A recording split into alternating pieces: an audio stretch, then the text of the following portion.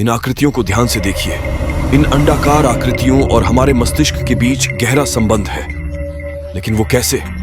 उससे पहले ये जान लीजिए, प्राचीन दुनिया के विभिन्न कोनों में दिलचस्प कलाकृतियों और प्रतीकों की खोज की गई है, जिनमें से प्रत्येक एक गहरे संबंध की ओर इशारा करता है जो समय और सांस्कृतिक सीमाओं से परे है। इन प्रतीकों के बीच अंडे की छवि एक उल्लेखनीय रूप से व्यापक और सार्वभौमिक रूपांकन के रूप में उभरती है, जो क्रॉस, स्टार या चक्र जैसे प्रसिद्ध प्रतीकों की प्रमुखता को पार करती है।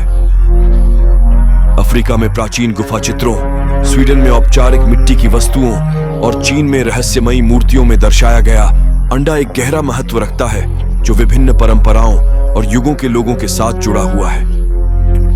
जबकि परंपरागत रूप से ब्रह्मांड के निर्माण के लिए एक प्रतीक के रूप में माना जाता है, एक दिलचस्प संभावना है कि यह प्रत्येक व्यक्ति के भीतर ब्रह्मांड और संभावित रूप से अलौकिक संस्थाओं के साथ एक संबंध का भी प्रतिनिधित्व करता है, जो सुदूर अतीत में पृथ्वी पर आए होंगे। विभिन्न संस्कृतियों की प्राचीन परंपराएं एक केंद्र की पहचान करती है, जिसे अक्सर अंडे के आकार के रूप में दर्शाया जाता है, जो सिर के केंद्र, पृथ्वी, ब्रह्मांड और स्वयं सृष्टि के कार्य का पर्याय है। नमस्कार दोस्तों, आपका स्वागत है हमारे चैनल मिस्टिक थ्रिल पर। आज का वीडियो बहुत ही शानदार होने वाला है। अगर आपको वीडियो पसंद आए तो अवश्य सब्सक्राइब करें। इस केंद्र को विभिन्न संस्कृतियों में तीसरी आंख के रूप में दर्शाया गया है, जैसे कि हिंदुओं की बिंदी या बौद्धों में बुद्ध के माथे पर चित्रण। मेसोपोटामिया की प्रतीकात्मकता प्रमुख विश्व धर्मों में पाए जाने वाले सुसंगत गुप्त प्रतीक का उपयोग करके उच्च आध्यात्मिक क्षेत्रों से संबंध का भी सुझाव देती है। जो लोग प्राचीन अंतरिक्ष यात्रियों की अवधारणा की खोज करते हैं, उनके लिए तीसरी आंख, जिसे ऐतिहासिक रूप से रूपक माना जाता है, एक मूर्त पहलू प्राप्त करती है। मस्तिष्क के भीतर मानव अनुभव को परिभाषित करने के लिए महत्वपूर्ण एक अंडे के आकार की संरचना मौजूद है, थैलेमस। दो समान अंडों के समान थैलेमस संवेदी रिसेप्टर्स से जानकारी रिले करने के लिए जिम्मेदार केंद्रीय केंद्र के रूप में कार्य करता है, जो मानव चेतना में महत्वपूर्ण भूमिका निभाता है। कोमा के रोगियों पर थैलेमिक उत्तेजना के प्रभावों का अध्ययन करने वाले वैज्ञानिकों का प्रस्ताव है कि थैलेमस मानव चेतना का प्रमुख कारक हो सकता है।